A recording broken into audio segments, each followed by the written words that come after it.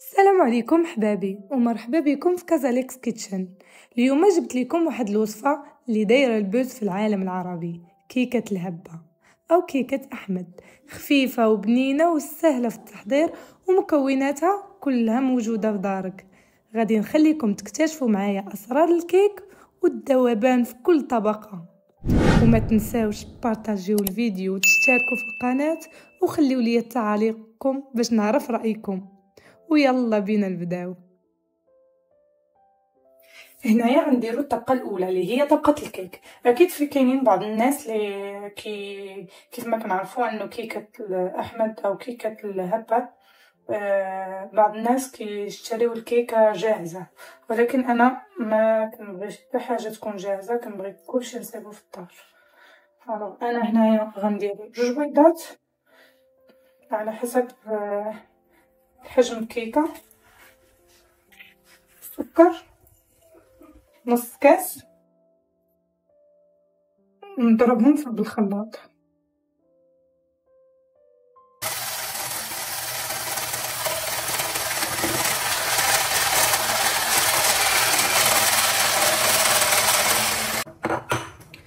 فقط الجنسية خليط بحال دايما البيض الا بغيتو كيكه تسبق ليكم في اي كيكه، البيض يكون في درجه حراره المطبخ.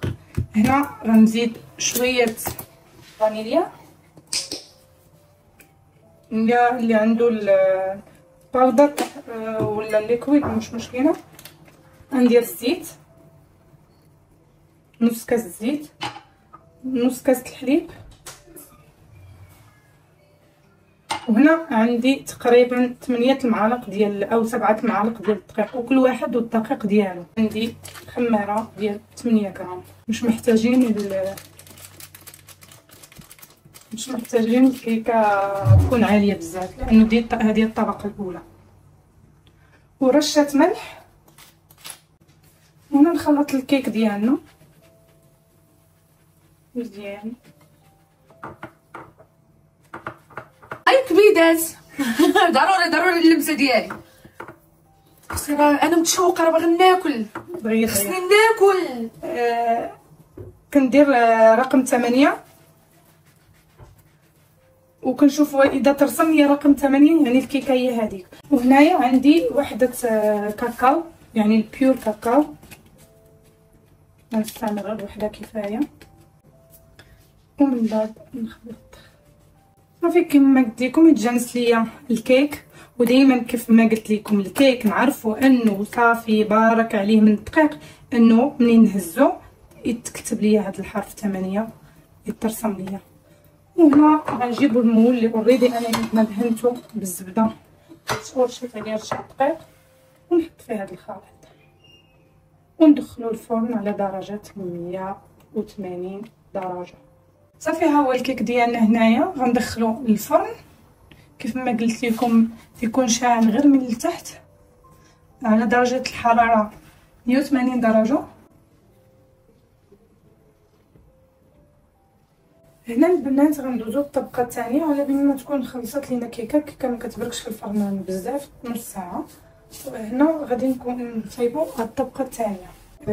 هنا عندنا نص كاس ديال حليب كونسونطري، حليب مكثف. هنا عندنا واحد 100 مليلتر او هانتوما باين لكم هنايا كاس الا ربع ديال كريمه الخفق. هنا عندنا كريم تشيز، ممكن تستعملوا اي كريم تشيز متوفره عندكم.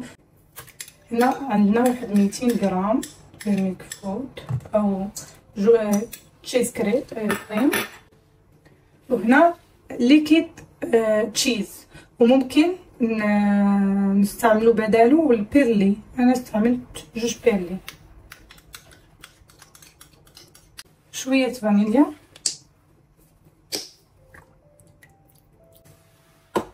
لا غندهروها في الخلاط.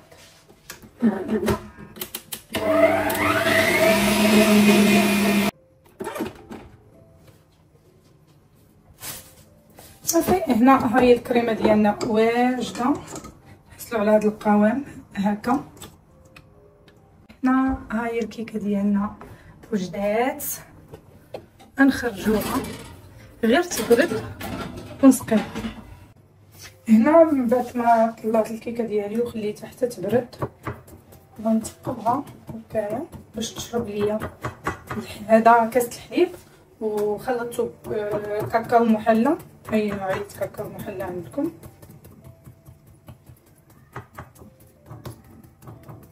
وغادي نسقيها.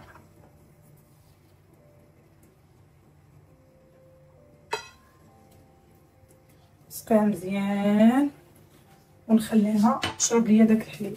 وهنايا غادي نديرو الطبقه الثانيه اللي حضرنا مع بعضياتنا فوق هاد الطبقه الاولى تاع الكيك. اكيد لازم الكيك يكون بارد ومسقي بهداك الشوكولا اللي صايبنا. نسرحوها مع بعضياتنا هكا بهذا الشكل صافي. وهنايا كيما ساويناها مزيان غندخلوها للثلاجه ساعه المكانه ونديرو الطبقه الاخيره. الوغ هنا دزنا الطبقه الثالثه وعندنا هنايا 200 غرام ديال دريم ويب ولا كريمه الخفق، وعندنا هنا 100 غرام ديال الشوكولا. انا خلطت شوكولا نوار شوكولا ولين نص الكميه نديرهم هنايا.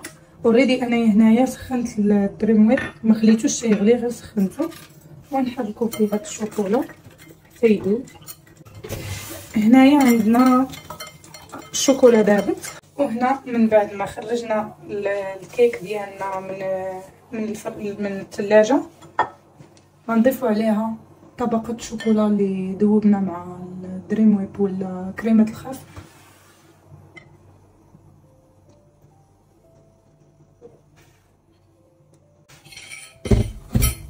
نوزعوها بشكل متساوي هكايا وندخلوها للثلاجه واحد نص ساعه ونضيفوا الطبقه الاخيره. وهنا غندوزو للطبقه الرابعه والاخيره. حطيت هنايا 2 كيسان ولا كاسين من الكونفليكس، وهنا ذوبت 100 غرام ديال الشوكولا.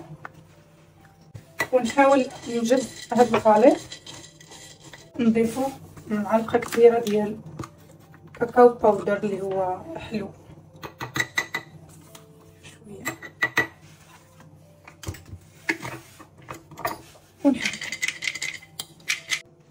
وهنا الخطوه الاخيره ودا الشكل النهائي ديال كيكه الهبه وكيكه احمد. وهنا الشكل النهائي ديال الكيكه ديالنا، طبقه بين الكيك الكريمه والشوكولا والكونفليكس. يلا كنجيو نقطعو مع بعضياتنا ونذوقو. بسم الله.